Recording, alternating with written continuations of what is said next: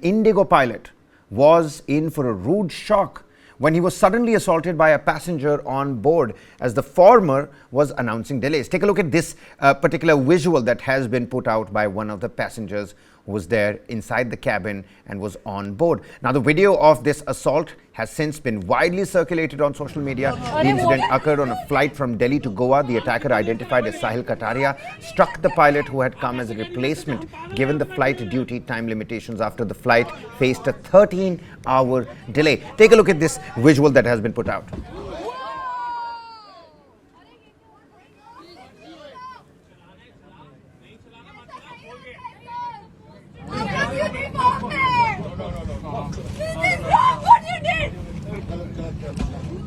No. अरे what is this? No. हम कितनी देर से बैठे हैं? आप ये नहीं कर सकते। आप ऐसा क्या नहीं कर सकते? हम पागल हैं यहाँ पे बैठे हुए हैं। Please, let's not. You are lying. Well, now aviation authorities are investigating the assault, which took place around 1 p.m. during the delay announcement. Extreme cold temperatures and severe fog are causing several flight delays, about 150 that have already been delayed in the national capital. Meanwhile, IndiGo, the aviation company, has filed a complaint against the passenger, and the process of filing the case is currently underway. IndiGo has also formed an internal committee to address the incident. Actions including the potential inclusion of passengers on a no-fly list are also under consideration.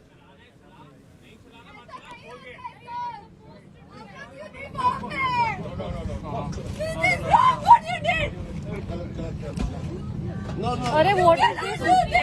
No. हम कितनी देर से बैठे हैं? आप ये नहीं कर सकते।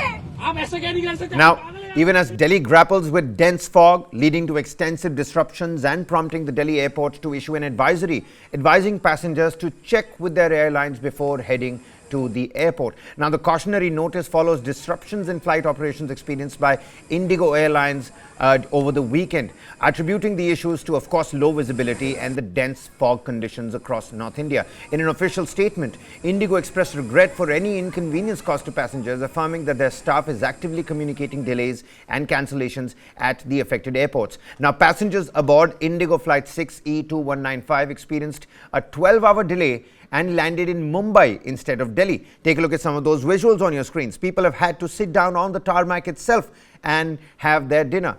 Now, there is a severe lack of availability of crew due to the transportation disruptions, and now to transport them back to Delhi is becoming a problem, leaving passengers without food, water, and of course fatigued and exhaustion is something that the passengers are currently dealing with. The airline's handling of the situation has drawn criticism, with passengers resorting to having dinner next to the IndiGo plane in Mumbai on the tarmac. Look at some of those visuals. The incident showcases a clear failure on part of the airline, unable to provide accommodation or food in a respectful manner despite the high prices that are paid by the passengers. Let's quickly take a look at what exactly happened over there, ladies and gentlemen. The IndiGo flight 6E2175 that was scheduled for a 7 a.m. departure to Goa experienced a series of delays, causing frustration among the passengers. Boarding took place at 7 a.m., but subsequent announcements pushed the departure time to 10:30 a.m. and then later on 12:30 p.m. The doors finally closed around 2:30 p.m., but pilot Anup Kumar later conveyed further delays due to denied ATC permission. And in response, passenger Sahil Kataria, well, you can see how he moved up, got up from his seat and went on to slap the pilot. Now, to speak more on this, my colleague Karthik Malhotra joins us on the broadcast here. Karthik, a two-pronged story over here. Usually we talk about the IndiGo Airlines when we're talking about let-offs, or we're talking about the aviation industry, as a whole. But talking about passenger etiquette and passenger sentiment, that is one aspect to look at it. But on the other hand, you've got passenger apathy as well. How long will somebody keep on sitting inside a cabin? How are you looking at it? What are the latest details? What's the significant portion of the story here? Look, Kabir, I think, there is absolutely no justification, no matter how delayed the flight is, for a passenger to get involved in such unruly behavior. I think at the crux of the problem, of course, is the fact that the flight was delayed and kept getting repeatedly delayed. But I think nothing can justify a passenger really going ahead and slapping the pilot. It is technically not the pilot to be blamed here.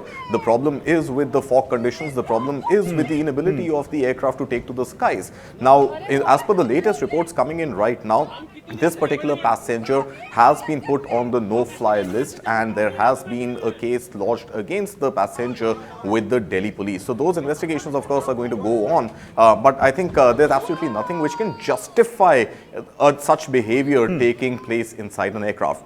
Now, on the other side, you spoke about apathy. Obviously, I mean, I think there is enough and more right now in the court of the airlines. Why is it that, number one, you perhaps do not have enough Cat 3 trained pilots?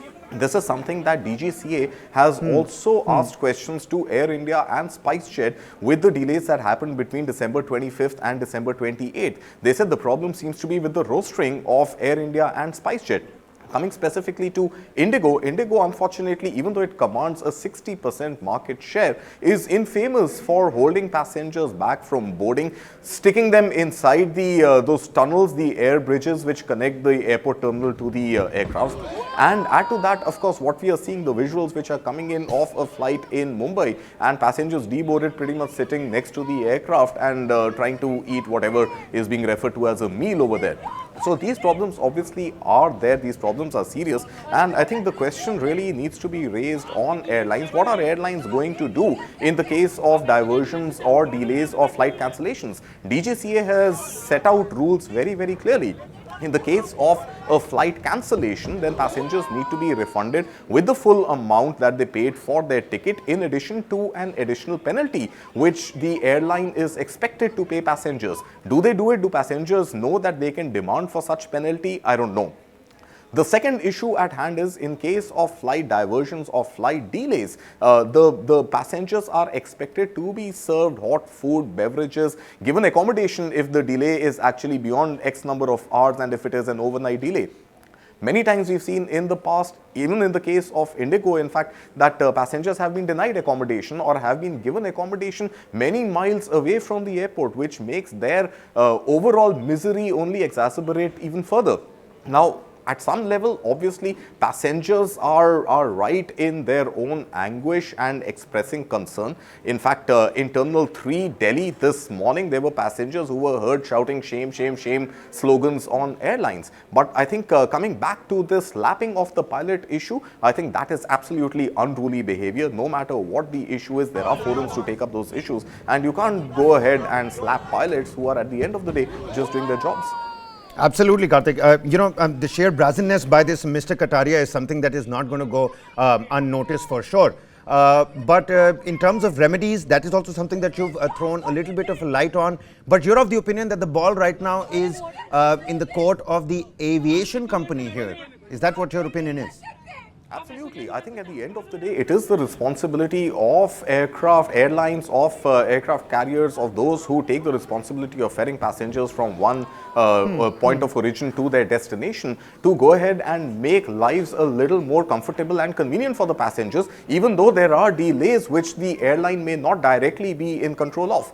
Now, taking control of a scenario of fog, for example, the problem is apparently with the shortage of trained Cat 2 and Cat 3 pilots. Now, Delhi, for example, has got 2 runways which are Cat 3 enabled, where even under a visibility of under 75 meters, pilots can go ahead and land their aircraft. In fact, 50 meters was the visibility when an IndiGo flight actually did land in Delhi, and the pilot then had to wait for 2.5 hours before the aircraft found a parking bay.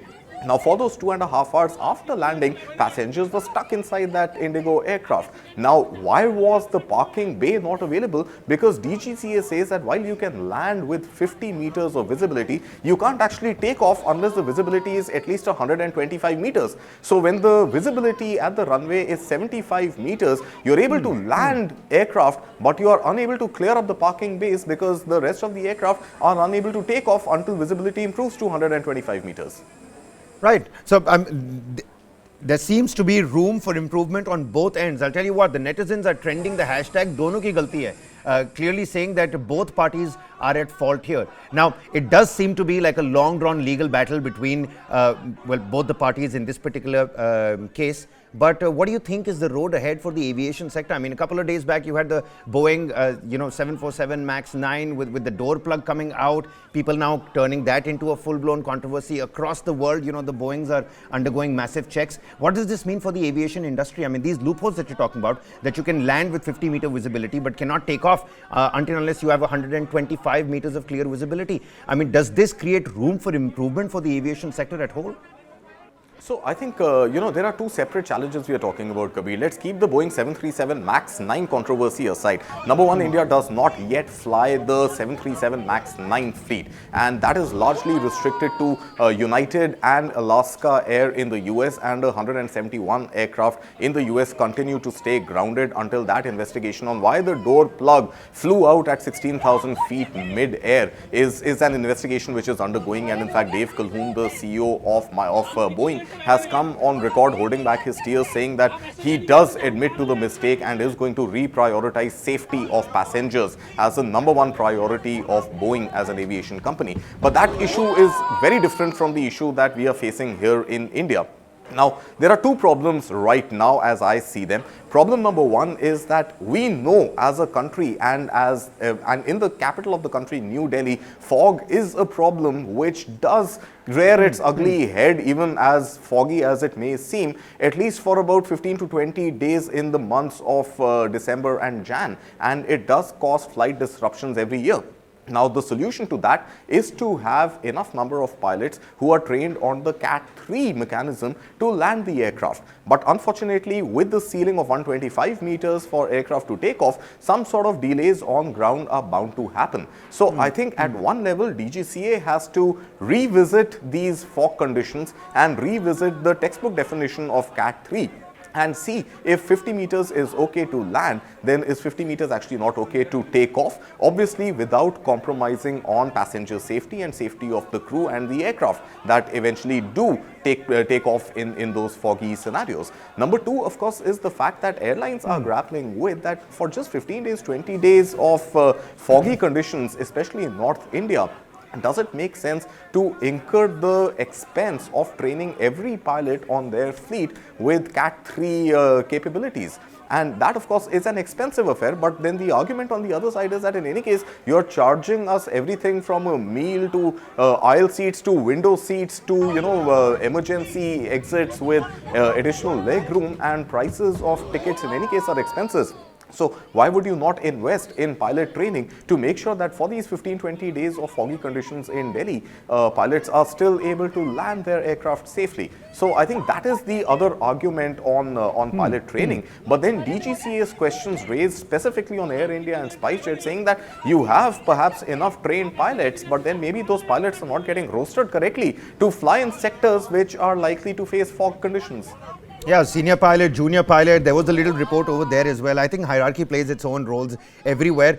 Even as we're talking about this, Karthik, let's just also tell the viewers, all stakeholders working round the clock to minimize fog-related impact on flight operations. This as a statement coming from the Civil Aviation Minister, Jyotiraditya Scindia. Karthik Malhotra with all the latest insights. Many thanks for joining with us and helping us out with those pertinent points and questions, of course, on both the parties, on the Mr. Kataria, the passenger who's hit out at this pilot with the sheer brazenness, of course, on the aviation company, and not just this one company, but because of fog and the disruptions and delays, people are having to go through, various kinds of ordeals. One of them on your screens, as the entire cabin is sitting down and eating food on the tarmac.